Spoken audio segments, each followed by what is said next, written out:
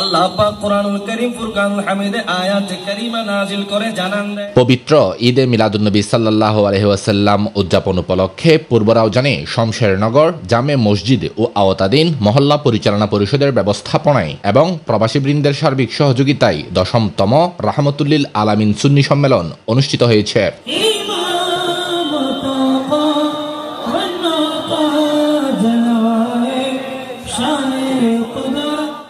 21 September শনিবার মসজিদ মাঠে সম্মেলনে সভাপতিত্ব করেন গাউসিয়া কমিটি বাংলাদেশ হযরত গজালী শাহ রহমতুল্লাহ আলাইহি ইউনিট শাখার সাবেক সভাপতি ইঞ্জিনিয়ার মোহাম্মদ জসিম উদ্দিন। উদ্বোধক ছিলেন গাউসিয়া কমিটি বাংলাদেশ হযরত গজালী শাহ রহমতুল্লাহ আলাইহি ইউনিট শাখার সভাপতি হাজী মাওলানা আব্দুল মান্নান আল কাদেরী। প্রধান অতিথি ছিলেন 7 নং রাউজান সদর ইউনিয়ন পরিষদের সাবেক চেয়ারম্যান ফয়জুল ইসলাম চৌধুরী টিপু। ওনার জীবনীটা একটু সঠিকভাবে পালন করি, আসলে কোনো পাপ মানুষ করতে পারে না। দুঃখের সাথে বলতেছি যে আমি এখানে আসতে পারছি, এটা সবার আলহামদুলিল্লাহ। আমি কোনো অপরাধ করিনি এই সমাজের জন্য। প্রধান বক্তা ছিলেন শমশেরনগর জামে মসজিদের খতিব মাওলানা মোহাম্মদ তৌহিদুল আলম কাদেরী। প্রধান আলোচক ছিলেন তাহেরিয়া সুন্নিয়া মাদ্রাসার আরবি মুদাররিস মিডিয়া ব্যক্তিত্ব মাওলানা মোহাম্মদ আসিফ রায়হান কাদেরী।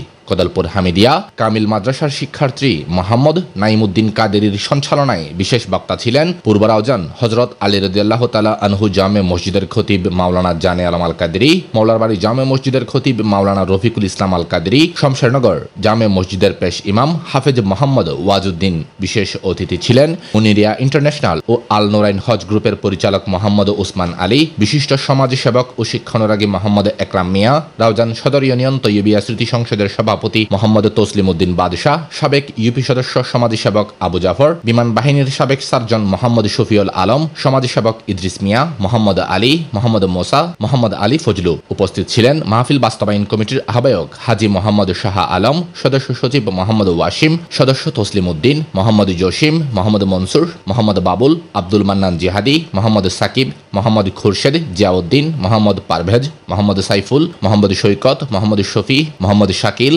মোহাম্মদ বুরহান, মোহাম্মদ শাহজান, মোহাম্মদ সাইমন, মোহাম্মদ কাশেম প্রমুখ। পরে দেশ ও জাতির কল্যাণ কামনা করে আখিরি মোনাজাত ও তবরুক বিতরণের মধ্য দিয়ে সম্মেলনের সমাপ্তি হয়।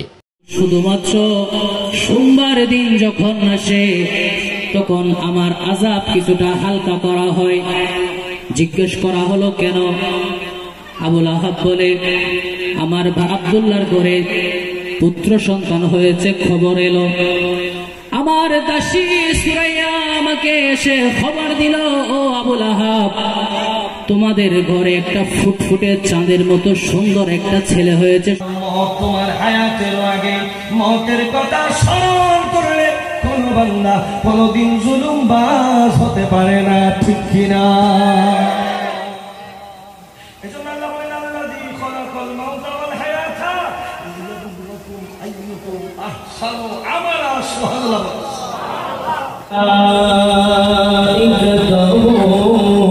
একসময় মনে করতাম হয়তো আর আসতেই পারবো না, আমার লাশটা জানি এই দেশে আসতে পারে না, সেরকম একটা পরিস্থিতি হয়ে গেছিল। সেই কষ্টের দিনগুলো মনে পড়ে মানে মনটা ডুবিয়ে হই। আমি ওই কন্যা দিয়ে ভালো গেছি, এমন সময় গেছে মসজিদের থেকে আমার কি অপরাধ ছিল এই এলাকাবাসী জানে, আমার কি করছি আমি। আজকে প্রায় 10-11 বছর পরে আমি এখানে এবার যাচ্ছি। বিবেকের উপরে, আপনাদের সমাজের উপরে, আপনাদের উপরে ছেড়ে দিলাম। কি জুলুম অত্যাচার সাধারণ মানুষের উপর করেছে, ঘর বাড়ি বিয়া শাদী মেজবান পর্যন্ত। আল্লাহ এর মতো গুনাহগার নাচিস যারা মাধ্যমে আর এই জায়গা থেকে শুধু দি আর আইসু করে আলহামদুলিল্লাহ।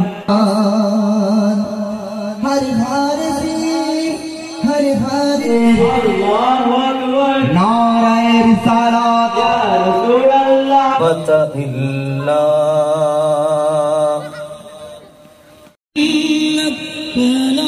আদা সুন্নতে মুস্তাফা ऐसे रहमान शाने रहमान में उक़बा तेरी